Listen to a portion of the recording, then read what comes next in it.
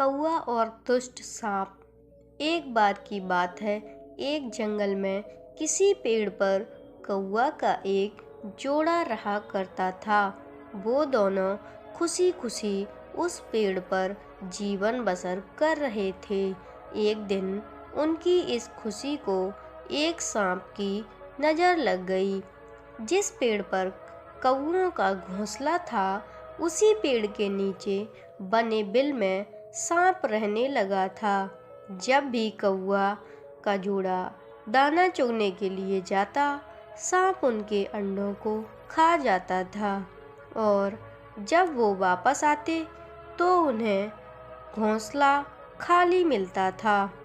लेकिन उन्हें पता नहीं चल पा रहा था कि अंडे कौन ले जाता है। इस प्रकार से कई दिन निकल गए।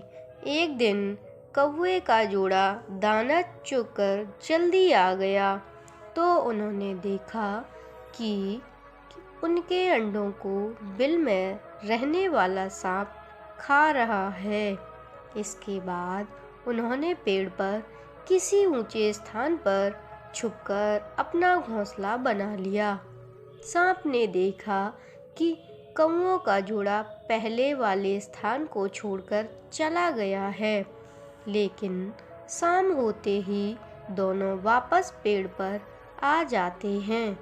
इस प्रकार कई दिन निकल गए। कौवा के अंडों में से बच्चे निकल आए और वो बड़े होने लगे। एक दिन सांप को उनके नए घोंसले का पता चल गया और वह कौवों के जाने का इंतज़ार करने लगा।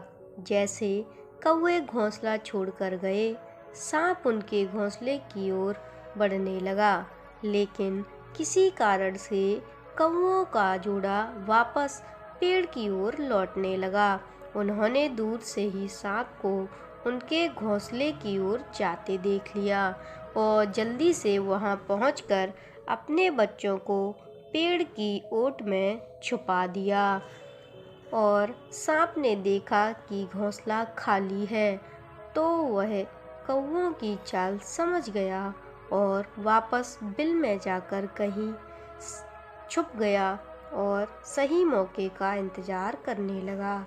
इसी बीच कौवे ने सांप से पीछा छुड़ाने के लिए एक योजना बनाई। कौवा उड़कर जंगल के बाहर बने एक राज्य में चला गया। वहाँ एक सुंदर महल था। महल में राजकुमारी अपनी सहेलियों के साथ खेल रही थी। कौवा उसके गले में से मोतियों का हार लेकर उड़ गया।